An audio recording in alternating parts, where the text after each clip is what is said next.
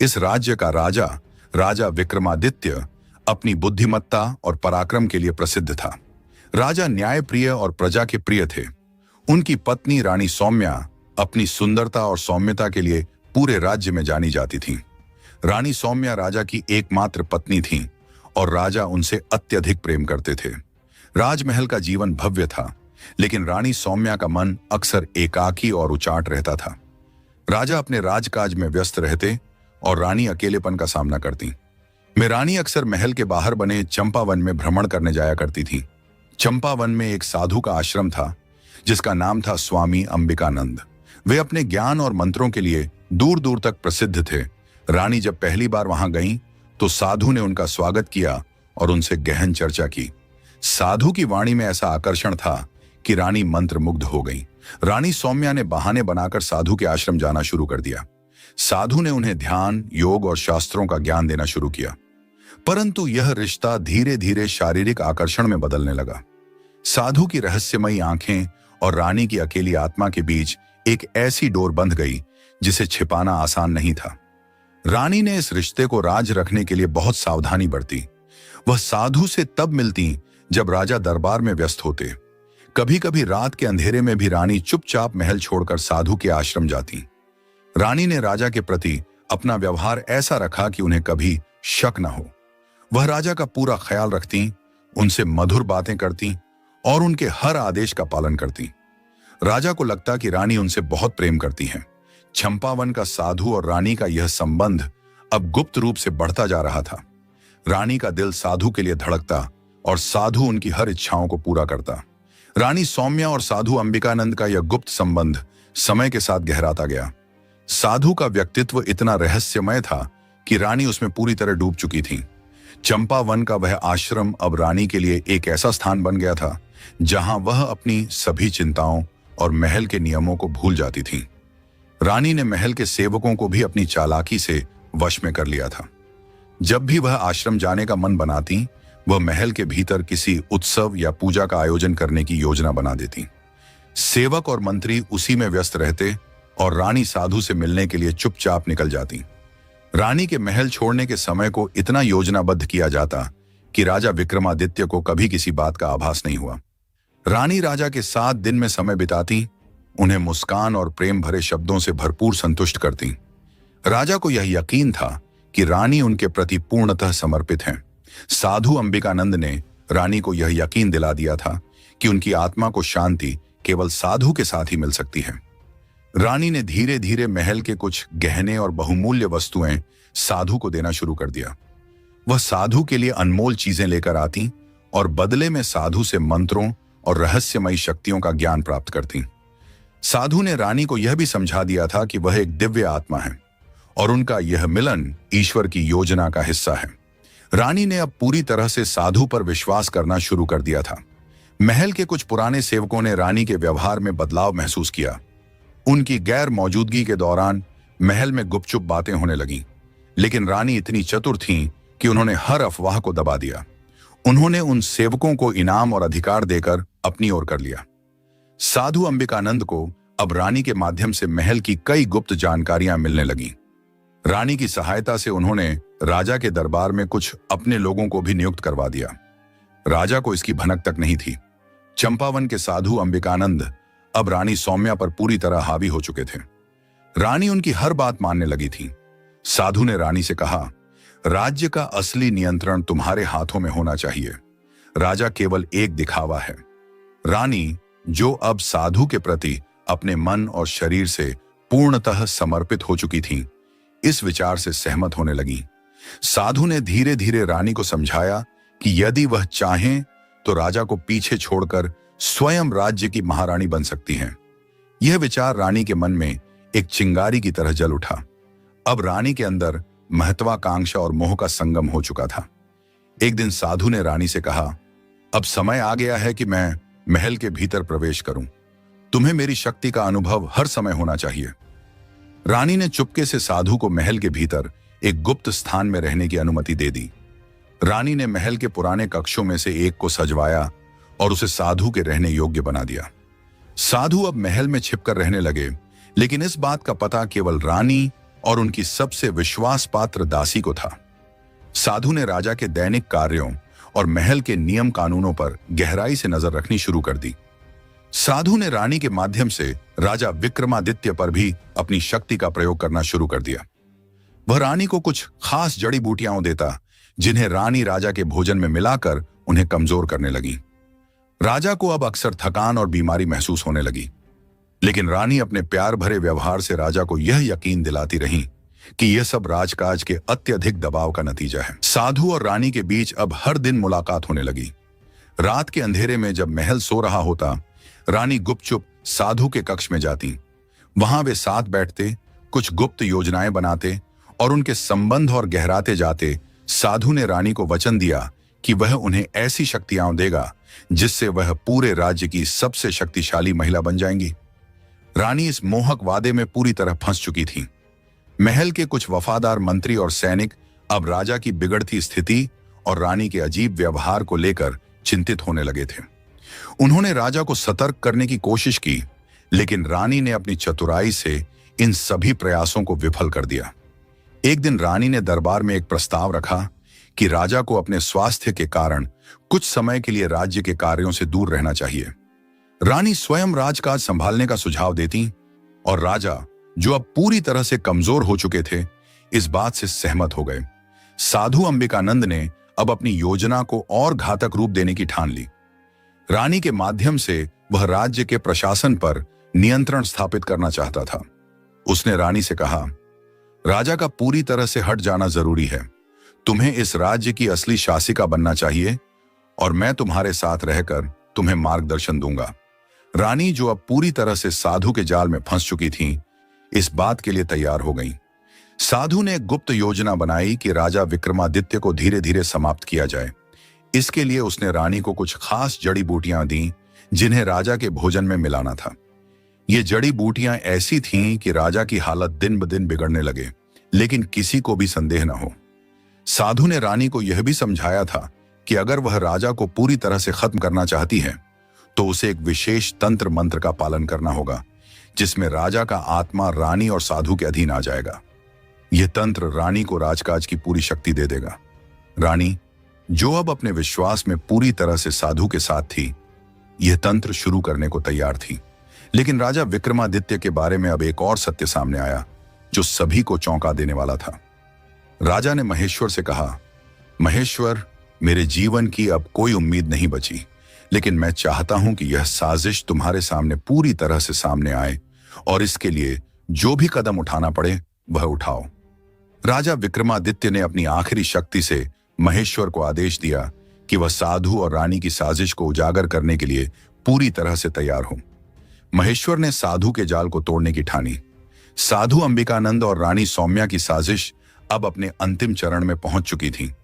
रानी, जो अब पूरी तरह से साधु के प्रभाव में आ चुकी थी, उसे राजा से कोई संबंध नहीं, बल्कि सिर्फ साधु के साथ ही एक नई शक्ति का आभास हो रहा था।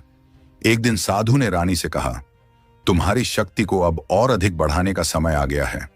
तुम्हारा जीवन अब केवल मेरा ही है और हमारे बीच एक और संबंध बनना चाहिए। रानी, जो साधु की बातों और शक्तियों से पूरी तरह घिरी हुई थी, उसकी बातों में आ गई। साधु ने रानी से कहा कि यह गर्भवती होना ही उनकी योजना का हिस्सा है, ताकि उनके रिश्ते को और भी पवित्र किया जा सके और वह राजा की शक्ति से भी ऊपर उठ सके। साधु ने अपनी तंत्र मंत्र की शक्तियों का उपयोग करके रानी को गर्भवती कर दिया, जिससे उनका संबंध और गहरा हो गया।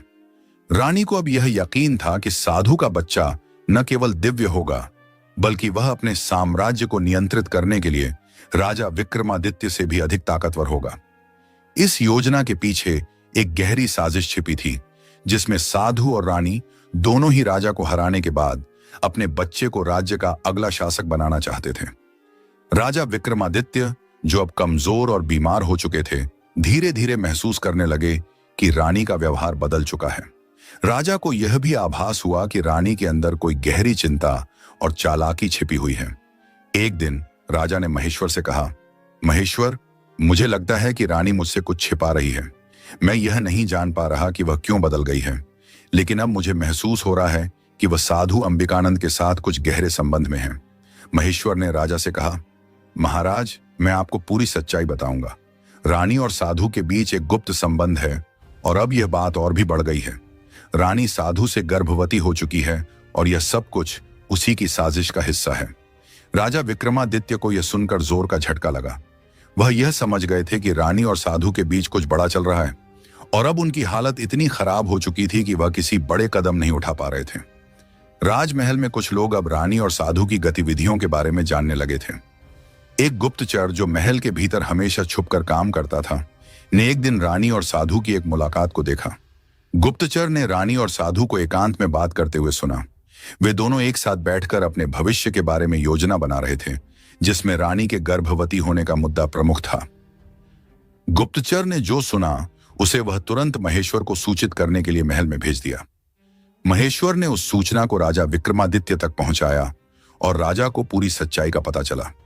गुप्तचर ने राजा से कहा, महाराज, मैंने सुना है कि रानी और साधु का एक गुप्त संबंध है और रानी अब साधु से गर्भवती हो चुकी है। यह बच्चा केवल साधु का नहीं बल्कि राज्य की सत्ता और शक्ति का प्रतीक बनेगा। राजा विक्रमादित्य अब पूरी तरह से टूट चुके थे। उनकी मानसिक स्थिति इतनी बिगड़ चुकी थी कि वह इस हालात को सहन नहीं कर पा रहे थे। राजा विक्रमादित्य के दिल में अब केवल एक ख्याल था, क्या वह अपने राज्य को फिर से उसी तरीके से संभाल पाएंगे जैसे पहले करते थे। लेकिन राजा का संदेह अब पूरी तरह से सही साबित हो चुका था। राजा विक्रमादित्य, जो अब पूरी तरह से अपने राज्य और अपनी पत्नी की साजिश के बारे में जान चुके थे, ने इस जानकारी को अपने दिल में छिपा रखा। वह यह नहीं चाहते थे कि प्रजा और महल के अन्य लोग इस सच्चाई को जानें, क्योंकि इससे राज्य में अराजकता फैल सकती थी। लेकिन राजा अब एक विकल्प तलाशने में जुट गए थे, क्योंकि वह यह समझ चुके थे कि रानी और साधु की साजिश इतनी जटिल हो चुकी थी कि उन्हें अपनी शक्ति का एक और रूप अपनाना था। महेश्वर, जो राजा के सबसे विश्वासपात्र मंत्री थे, ने अब अपनी योजना बनाई। वह राजा को सलाह देने के लिए आगे आए और कहा, महाराज, आपको अब जल्द से जल्द एक मजबूत कदम उठाना होगा। रानी और साधु की चालाकियों को खत्म करने के लिए हमें उन्हें गुप्त तरीके से नष्ट करना होगा। महेश्वर ने राजा से कहा, महाराज, हमें रानी और साधु की बातों को प्रकट करने के लिए किसी को महल के भीतर भेजना होगा, लेकिन हमें यह सुनिश्चित करना होगा कि वे उन दोनों की साजिश से अनजान हों। हमें उनके आत्मविश्वास को तोड़ने के लिए यह कदम उठाना होगा। राजा विक्रमादित्य ने महेश्वर की बातों को सुना और उनकी योजना को स्वीकार कर लिया। अब महेश्वर ने महल के अंदर एक और गुप्तचर तैनात किया, जो रानी और साधु की गतिविधियों पर निगरानी रखेगा। साधु अंबिकानंद और रानी सौम्या की साजिश अब और भी गहरी हो चुकी थी। रानी ने अपने गर्भवती होने की बात साधु से बार बार छिपाई नहीं, बल्कि वह इसे एक प्रतीक मानने लगी कि वह सत्ता की उच्चतम कुर्सी तक पहुंचने वाली है। साधु ने उसे और भरोसा दिलाया कि उनका बच्चा सिर्फ उनका नहीं बल्कि इस राज्य का भविष्य होगा। वह दोनों अब मिलकर राज्य पर कब्जा करने के लिए और भी घातक कदम उठाने की योजना बना रहे थे। साधु ने रानी से कहा, तुम्हारा बच्चा हमारे साम्राज्य का भविष्य होगा। हम मिलकर इस राज्य पर राज करेंगे और राजा विक्रमादित्य को भूल जाओ। रानी ने साधु के शब्दों में विश्वास किया और उसे अपने दिल से अपना मार्गदर्शक मान लिया। गुप्तचर, जो महल के भीतर छुपकर रानी और साधु की गतिविधियों पर नजर रख रहा था, ने अब एक और महत्वपूर्ण सूचना महेश्वर को दी। उसने बताया कि रानी और साधु ने एक गुप्त बैठक की थी, जिसमें दोनों ने मिलकर राजा को पूरी तरह से नष्ट करने और राज्य पर अपना शासन स्थापित करने की योजना बनाई थी। गुप्तचर ने यह भी बताया कि रानी ने साधु से कहा था कि अगर राजा विक्रमादित्य अब भी जिंदा रहेगा तो वह उसकी शक्ति के खिलाफ एक चुनौती बनेगा। महेश्वर ने राजा विक्रमादित्य को इस सब की जानकारी दी और राजा ने अब यह ठान लिया कि वह साधु और रानी की साजिश का पर्दाफाश करेंगे। लेकिन राजा की शारीरिक स्थिति अब इतनी बिगड़ चुकी थी कि उसे यह सब अकेले नहीं करना था। उसने महेश्वर से कहा, महेश्वर, अब वक्त आ गया है कि हमें उनका सामना करना होगा और हम यह काम साथ में करेंगे। साधु अंबिकानंद को अब यह यकीन हो गया था कि राजा विक्रमादित्य अब पूरी तरह से हार चुके थे। वह और रानी अब राज्य पर अपनी पकड़ बनाने के लिए पूरी तरह से तैयार थे। साधु ने रानी से कहा, राजा विक्रमादित्य को अब कोई नहीं बचा सकता। हम दोनों मिलकर इस राज्य के अगले शासक होंगे। साधु और रानी की योजना अब इस स्तर पर पहुंच चुकी थी कि वे राजा विक्रमादित्य को पूरी तरह से अपदस्थ करने की योजना बना चुके थे और उनका बच्चा राज्य का नया शासक बनेगा। राजा विक्रमादित्य, जो अब लगभग मृत्यु के कगार पर थे, ने अपनी पूरी ताकत लगाकर एक अंतिम कदम उठाने का मन बनाया। वह जानते थे कि अगर वह इस समय कोई बड़ा कदम नहीं उठाएंगे तो उनके राज्य की स्थिति हमेशा के लिए खतरे में पड़ जाएगी। महेश्वर ने राजा से कहा, महाराज, यह साजिश अब खुली है। अगर हम इसे अब रोकने में सफल नहीं हुए तो यह राज्य हमारे हाथ से निकल जाएगा। राजा ने एक गहरी सांस ली और महेश्वर से कहा, हम इस साजिश को खत्म करेंगे, चाहे इसके लिए मुझे अपनी जान भी क्यों ना देनी पड़े। राजा विक्रमादित्य, जिन्हें महल और प्रजा में एक शक्तिशाली और न्यायप्रिय शासक माना जाता था, असल में इतने कमजोर और बीमार नहीं थे जितना सब सोच रहे थे। यह सब एक गहरी साजिश का हिस्सा था। असल में राजा को धोखे से बीमार बना दिया गया था ताकि वह रानी सौम्या के साथ संबंध बना सके और वह गर्भवती हो जाए। यह सब साधु अंबिकानंद की योजना थी, जो रानी के साथ मिलकर राजा को अपने जाल में फंसा चुका था। साधु जानता था कि रानी को गर्भवती करने के बाद ही वह अपनी पूरी साजिश को अंतिम रूप दे सकता था, लेकिन साधु ने यह साजिश इतनी गुप्त और प्रभावशाली तरीके से रची कि राजा विक्रमादित्य को भी यह समझने का कोई मौका नहीं मिला। साधु ने राजा विक्रमादित्य को जानबूझकर बीमार कर दिया था। उसने रानी को बताया था कि अगर वह राजा को कमजोर कर देगी तो वह आसानी से उसे साधु से मिलाने के लिए राजी हो जाएगा। साधु ने अपने तंत्र मंत्र का इस्तेमाल किया और राजा के शरीर में ऐसी बीमारियां घुसा दी जो पहले उसे बिल्कुल भी नहीं थी। यह बीमारी इतनी चुपचाप और धीरे धीरे फैल रही थी कि कोई भी डॉक्टर या वैद्य इसे सही से पहचान नहीं पा रहे थे। रानी, जो अब साधु के हर निर्देश का पालन कर रही थी, धीरे धीरे राजा के लिए ऐसा माहौल तैयार कर रही थी जिसमें वह कमजोर हो जाए और अपनी आत्मनियंत्रण खो बैठे। राजा विक्रमादित्य ने अपनी कमजोरी को महसूस किया, लेकिन वह यह नहीं समझ पाए कि यह सब कुछ साधु और रानी की साजिश का हिस्सा था। जब राजा विक्रमादित्य का शरीर पूरी तरह से कमजोर हो गया तो रानी ने साधु के साथ मिलकर एक गुप्त रात बिताई। यह रात राजा के लिए एक बड़े बदलाव का कारण बन गई। रानी को गर्भवती करने के बाद साधु ने पूरी योजना को अदृश्य रूप से पूरा किया। कोई भी नहीं जानता था कि रानी और साधु के बीच यह घटना घटित हो चुकी थी, क्योंकि रानी ने इसे एक गहरी रहस्य की तरह रखा था। साधु ने रानी से कहा, अब तुम पूरी तरह से हमारे साथ हो। तुम्हारा बच्चा हमारी साजिश का सबसे अहम हिस्सा बनेगा। अब तुम और मैं मिलकर इस राज्य को अपने अधीन करेंगे। रानी, जो पहले ही साधु के जाल में फंसी हुई थी, अब पूरी तरह से उसकी बातों पर विश्वास करने लगी। उसने साधु को वचन दिया कि वह अपने बच्चे को राज्य की पूरी सत्ता सौंपेगी ताकि वे दोनों इस राज्य को अपने नियंत्रण में ला सके। राजा विक्रमादित्य, जो अब पूरी तरह से कमजोर और असमर्थ हो चुके थे, अचानक एक दिन महेश्वर से मिलने आए और कहा, महेश्वर, मुझे लगता है कि कुछ गड़बड़ है। मैं पहले जैसा शक्तिशाली नहीं महसूस कर रहा हूं और मुझे डर है कि कोई मेरे खिलाफ साजिश कर रहा है। महेश्वर, जो अब पूरी सच्चाई जान चुका था, राजा से सच्चाई कहने का साहस नहीं जुटा पा रहा था, लेकिन राजा के संदेह को देखते हुए महेश्वर ने धीरे धीरे राजा को यह बताने की योजना बनाई कि यह सब कुछ एक गहरी साजिश का हिस्सा था। एक रात महल के गुप्तचर ने रानी और साधु की एक गुप्त बैठक देखी। इस बैठक में दोनों अपनी भविष्यवाणियों और योजनाओं को लेकर चर्चा कर रहे थे। गुप्तचर ने सुना कि रानी ने साधु से कहा, राजा विक्रमादित्य अब हमसे कुछ भी नहीं कर सकता।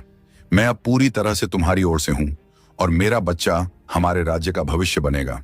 गुप्तचर ने यह सब महेश्वर को बताया और महेश्वर ने तुरंत राजा को सच बताने का निर्णय लिया। राजा विक्रमादित्य अब पूरी तरह से जान गए थे कि उन्हें सिर्फ एक भयानक साजिश का हिस्सा बना दिया गया था, जिसमें उनकी कमजोरी और रानी की गर्भवती होने की योजना थी। राजा विक्रमादित्य ने अब पूरी सच्चाई जान ली थी। उन्होंने महेश्वर से कहा, महेश्वर, यह साजिश इतनी गहरी है कि अब हमें इसे तुरंत खत्म करना होगा। मुझे अपनी शक्तियों को फिर से जागृत करना होगा। हमें इस रहस्य को उजागर करना होगा और साधु और रानी को उनके हर कदम के लिए सजा दिलवानी होगी। राजा विक्रमादित्य अब पूरी तरह से सच्चाई जान चुके थे और उनका संकल्प मजबूत हो गया था। वह जानते थे कि यह समय उनके लिए सबसे कठिन है, लेकिन अगर उन्होंने इस समय का सही तरीके से सामना किया तो वह न सिर्फ अपनी खोई हुई ताकत को वापस पा सकते थे, बल्कि राज्य पर साधु और रानी की साजिश का पर्दाफाश भी कर सकते थे। राजा ने महेश्वर से कहा, महेश्वर, मैं अब अपनी खोई हुई शक्ति को फिर से महसूस करना चाहता हूं।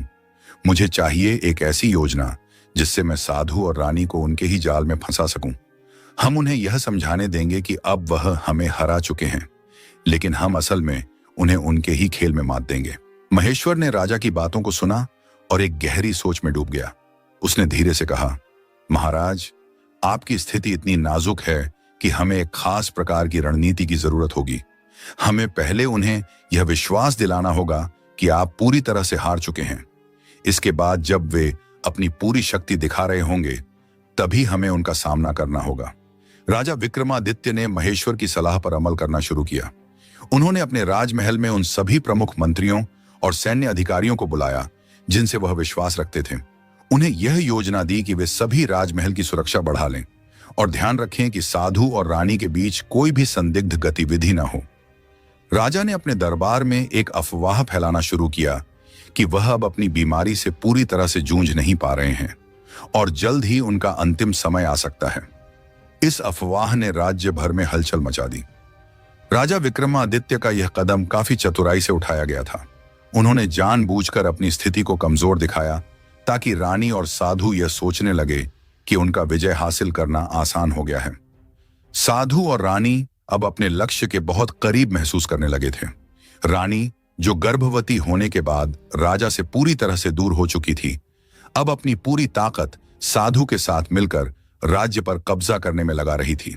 साधु ने रानी से कहा, अब हम सब कुछ अपनी मुट्ठी में करेंगे। राजा विक्रमादित्य की कमजोरी का फायदा उठाने का समय आ गया है। रानी ने साधु के साथ मिलकर राजा के खिलाफ अपनी साजिशों को और बढ़ा दिया। वे दोनों इस विश्वास में थे कि राजा विक्रमादित्य अब पूरी तरह से कमजोर हो चुका था और उसका अंत नजदीक था। राजा विक्रमादित्य ने अपनी पूरी शक्ति छिपाकर एक गुप्त तंत्र का सहारा लिया, जिससे वह अपनी खोई हुई ताकत धीरे धीरे फिर से प्राप्त करने लगे। महेश्वर ने उसे बताया था कि साधु की तंत्र मंत्र शक्तियां असल में राजा की ताकत को खत्म करने के लिए इस्तेमाल की जा रही थीं, लेकिन राजा ने इसके खिलाफ एक विशेष तंत्र का उपयोग किया। यह तंत्र साधु और रानी के तंत्र से कहीं अधिक शक्तिशाली था। राजा अब पहले की तरह शक्तिशाली महसूस करने लगे थे।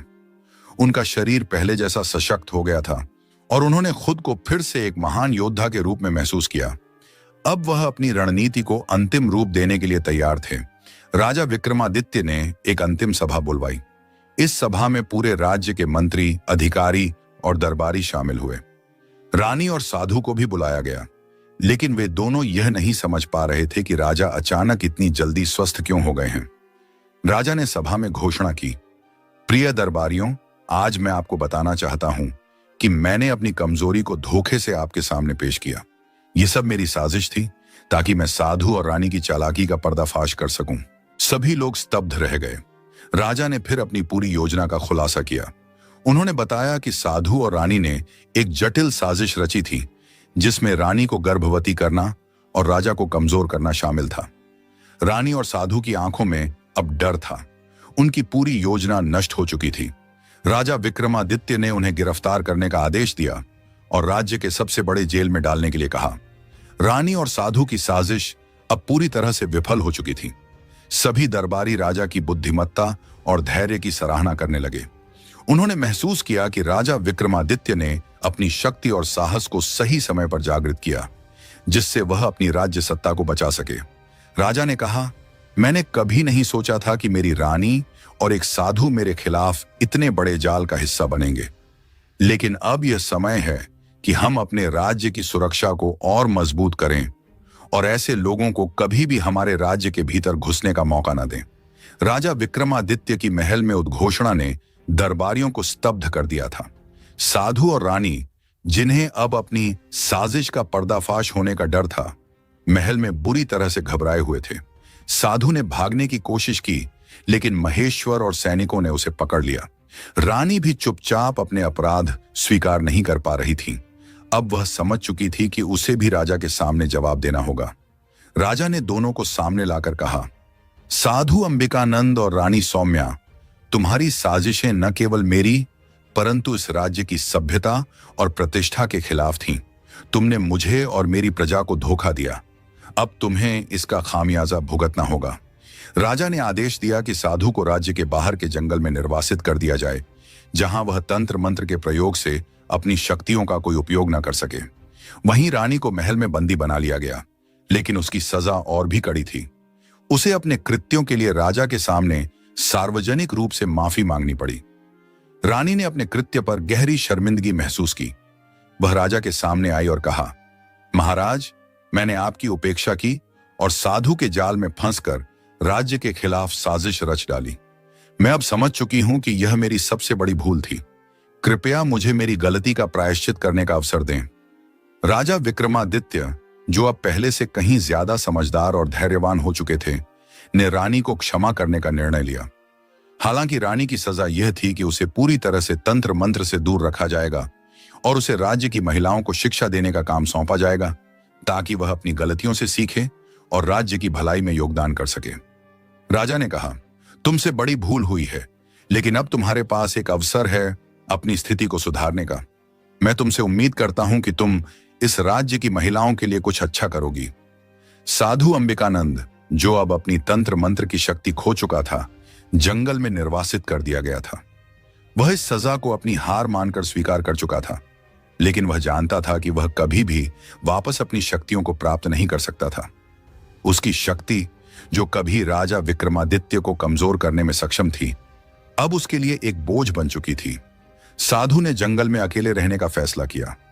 अब वह सिर्फ अपनी पुरानी गलतियों और जादू टोने पर पछतावा करता था, क्योंकि उसे यह समझ में आ गया था कि वह अपनी असली शक्ति, जो उसने कभी सच्चे मार्ग पर चलने में लगाई होती, खो चुका था।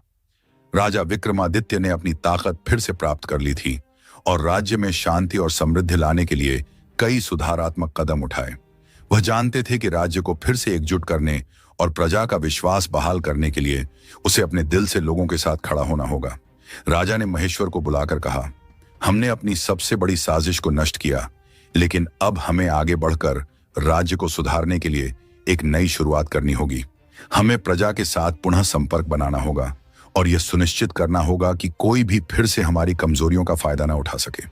महेश्वर ने सिर झुकाकर कहा, महाराज, आपकी ताकत और बुद्धिमत्ता ने राज्य को बचाया है। हम सब मिलकर राज्य में एक नई उम्मीद और दिशा देंगे। रानी सौम्या, जो पहले ही अपनी गलती पर पछताती थी, अब महल में एक नई भूमिका निभा रही थी। उसने महिलाओं को शिक्षा देने का काम शुरू किया और समय के साथ उसने यह समझा कि अपनी शक्ति का सही उपयोग करना कितना महत्वपूर्ण है। वह अब अपनी गलती से सीखी थी और अपने कृत्यों को सुधारने के लिए समर्पित हो चुकी थी।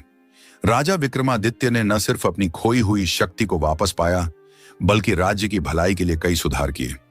उन्होंने न्याय व्यवस्था को मजबूत किया, भ्रष्टाचार को जड़ से खत्म किया और लोगों को विश्वास दिलाया कि वह उनके साथ हैं।